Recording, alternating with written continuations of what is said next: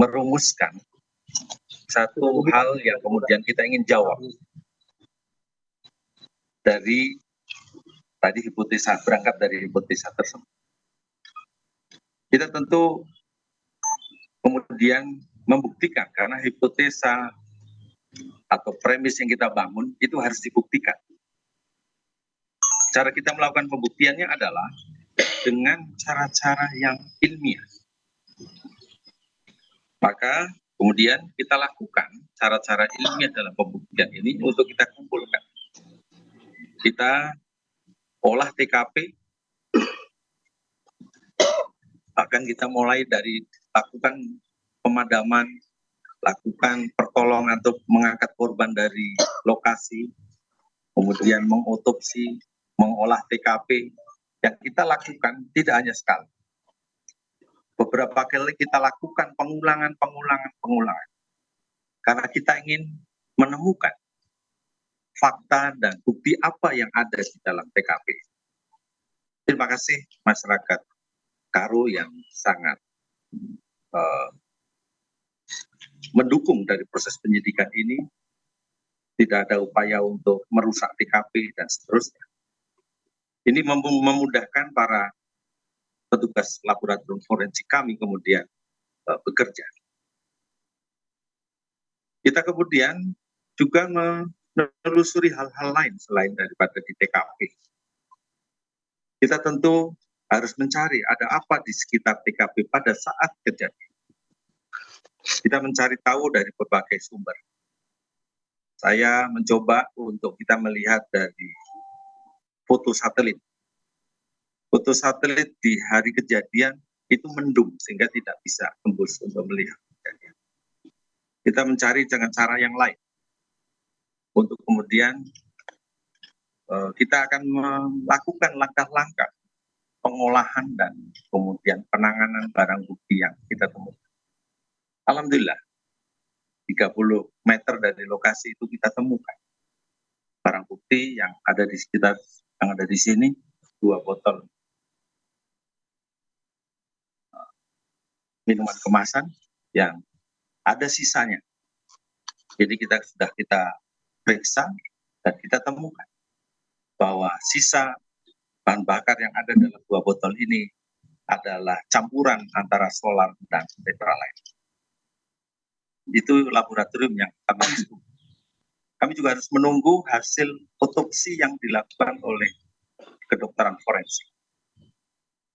Melalui penelitian dan bedah mayat sekaligus otopsi yang dilakukan oleh dokter forensik yang kita lakukan di Rumah Sakit Bayangkara, kita menemukan fakta bahwa di kerongkongan, di saluran pernapasan dan saluran perut, ya, di pencernaan, ada jelaga yang ada di 4 korban. Tentu kami terus mendalami apa dan bagaimana itu barang itu jalan. Di TKP, petugas forensik, laboratorium forensik terus mencari hal-hal yang ada di sana. Kita mengambil sampel dari 4 titik. Ada 2 di luar dan 2 di dalam. Dari sampel 4 titik ini kita memastikan bahwa di titik luar rumah itu ada fakta bahwa abu yang tersisa itu terbakar karena bahan bakarnya. Demikian juga yang di dalam juga ada. Itu yang kemudian kita rumuskan dalam pemeriksaan forensik yang dilakukan oleh laboratorium. Laboratorium kita adalah laboratorium yang terverifikasi. Demikian juga peralatan yang kita miliki juga peralatan laboratorium yang terverifikasi.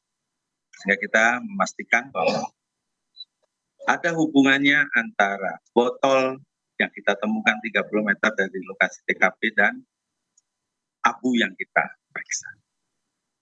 Inilah yang kemudian membawa kita untuk mencari siapa dan bagaimana itu hubungannya. Kita kemudian menganalisa banyak hal, mulai dari komunikasi yang ada di sekitar situ. Kemudian juga kita mendapatkan CCTV yang menggambarkan kedatangan para pelaku dan kemudian meninggalkan lokasi TKP. Dan kemudian kita bisa menemukan bagaimana hubungannya antara pelaku dan barang bukti. Kita lakukan analisa, kita lakukan identifikasi dengan spek-spek. Inilah bukti-bukti yang kita kelola melalui bagaimana bekerjanya secara ilmiah para penyidik-penyidik dan para pendukung penyidikan dari laboratorium forensik, yang kemudian kita temukan bukti-bukti ini adalah valid berdasarkan fakta. Yang itulah yang kemudian kita mencari siapakah pelakunya dari semua. Karena dalam proses pembuktian ini kita harus merujuk atau menjawab dari hipotesa tadi. Kalau ini satu kejahatan, pasti kita harus menentukan siapa pelaku. Dan kita menemukan faktanya bahwa pelaku yang menggunakan selimutnya mana? Yang depan. Pelaku yang menggunakan selimut di depan dadanya menggunakan sepo dan kemudian berjalan menuju ke lokasi, kita temukan. Dan kita menemukan juga siapa penjual bensin yang dibeli dengan menggunakan tutup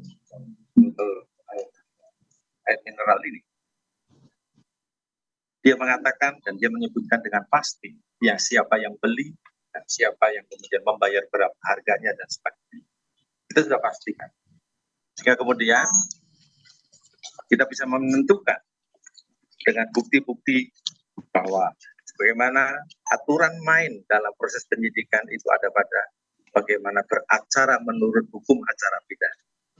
Hukum acara pidana mewajibkan saya harus punya dua alat bukti untuk menentukan tersangka. Keterangan saksi, CCTV, botol, abu, penjelasan penjual, keterangan para saksi sudah menguatkan. Maka kemudian kami tangkap saudara R dan saudara Y yang ada di belakang. Saudara Y bertindak selaku eksekutor. Mereka sebagaimana CCTV menangkap pergerakan mereka di lokasi, mereka datang untuk mensurvei dulu, memastikan dulu, dan kemudian mengeksekusi dengan membakar atau menyemprotkan dulu 2 botol ini ke rumah korban. Kemudian dia melakukan pembakaran. Titik-titik abu yang kita periksa sudah sesuai dengan apa yang dia sampaikan, bahwa dia menyemprot, menyiramkan campuran antara solar dan tetralen ini ke rumah dan dinding-dinding di depan maupun di samping ke arah kamar korban. Dan ya, yang di arah kamar korban tidak hanya disemprot tapi dibuka tutupnya, kemudian disiram di dalam. Kemudian dia membakar. Fakta inilah yang kemudian kami simpulkan bahwa ini adalah kejahatan. Dan kita terus menguatkan pembuktian kita terkait dengan kasus ini. Hari ini kami tangkap para eksekutornya dan sedang bekerja kita untuk menentukan siapa orang-orang yang kemudian terlibat selain para eksekutor ini. Ini tentu proses yang akan kita lakukan dan sedang bekerja teman-teman. Sebagaimana kemarin rekan-rekan menunggu kami bekerja untuk melakukan penyelidikan. Tentu kami akan sekuat dan secepat mungkin bisa menemukan dan kemudian menyampaikan pada rekan-rekan proses ini. Tentu dengan kejadian ini adalah kejadian pembakaran yang kemudian menimbulkan korban, tentu kami akan merumuskan pasal yang tepat untuk para pelaku ini. Yang pada kesempatan ini saya ingin sampaikan bahwa penyidikan terhadap kasus ini akan kita fokuskan di pasal 187 KUHP, dan tentu akan kita sesuaikan dengan bukti apa lagi. Kalau ada hal yang kemudian menguatkan pada penerapan pasal yang lebih berat, kami akan carikan itu. Kami akan pilih pasal-pasal terberat bagi para pelaku. Dan kemudian yang perlu kami sampaikan bahwa bukti-bukti tadi adalah hal yang kita temukan. Dan hari ini bukti itu sudah melekat pada mereka, pada dua orang ini maksud saya, bahwa kami sudah memverifikasi bukti, sudah menguji bukti, dan kami memastikan dengan bukti ini, dua eksekutor hari ini kita tetapkan sebagai tersangka dan akan menjalankan proses penyidikan lebih lanjut. Demikian yang dapat saya sampaikan.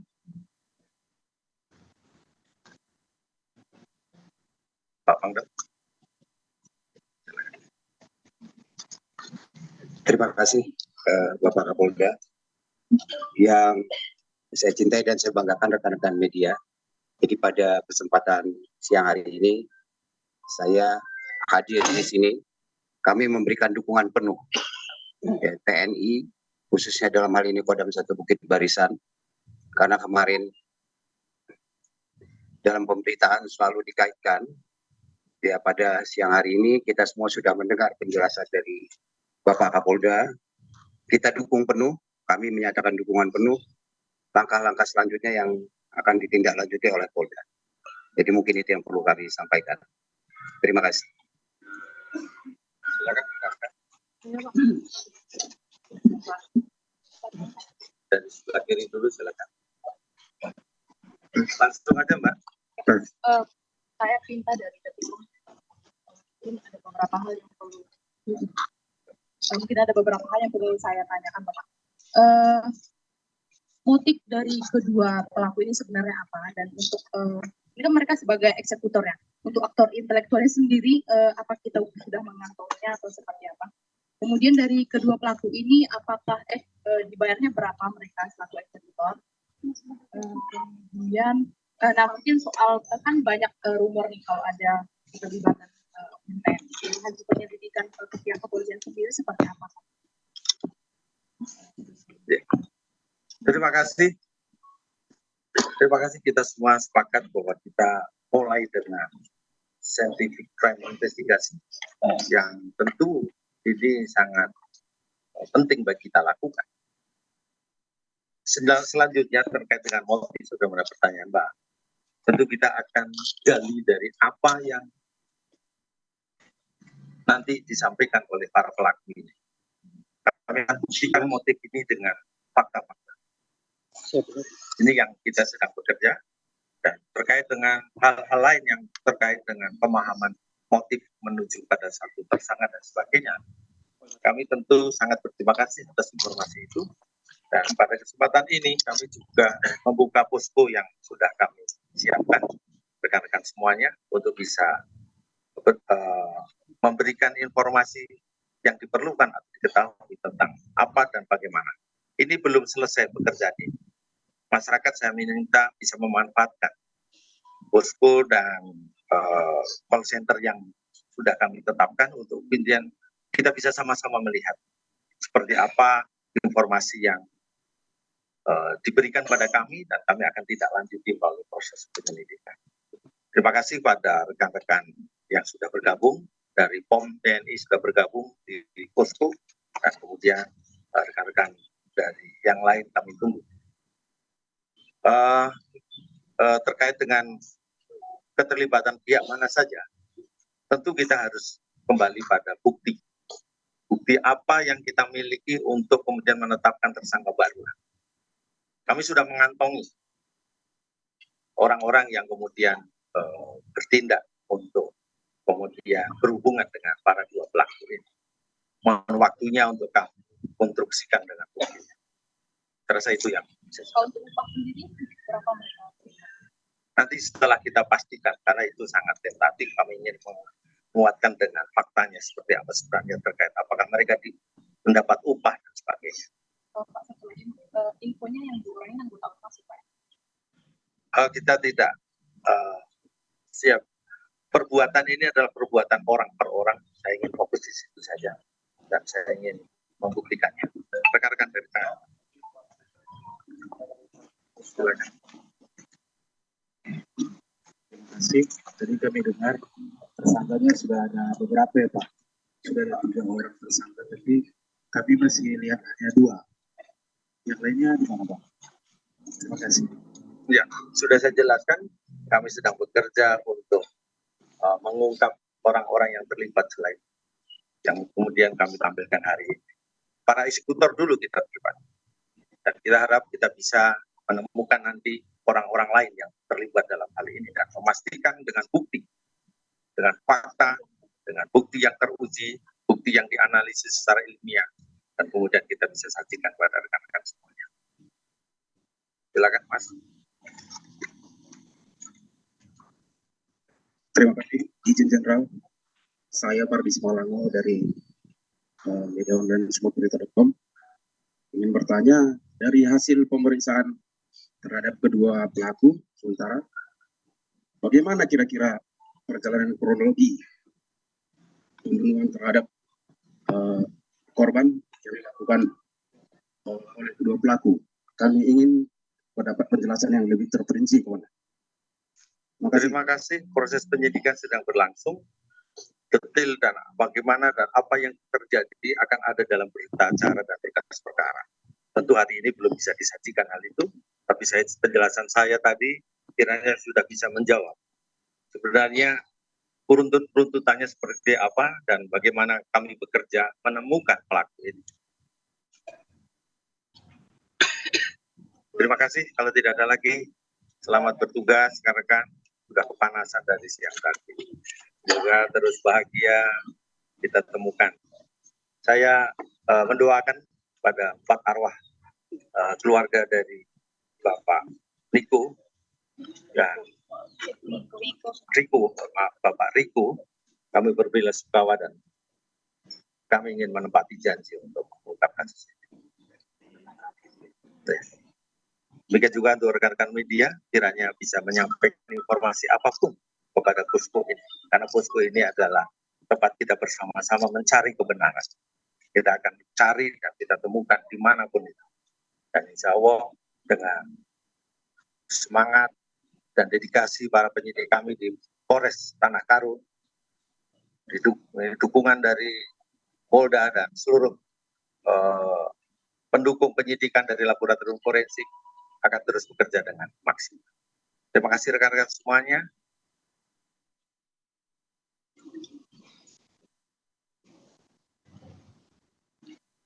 Terima kasih rekan-rekan semuanya.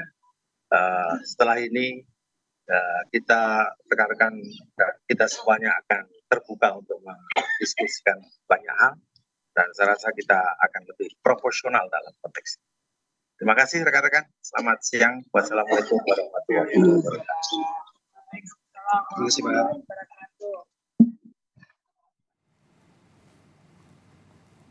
Ya saudara, ini adalah konferensi pers terkait dengan dugaan pembongkaran terhadap rumah seorang wartawan atau jurnalis Tribrata TV Sampurna Pasaribu.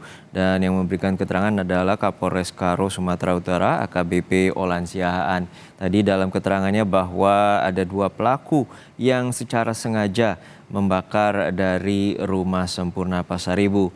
Dalam kasus ini ada dugaan bahwa sebelumnya Sampurna Pasaribu, jurnalis Tribrata TV, memberitakan terkait dengan pemberantasan perjudian.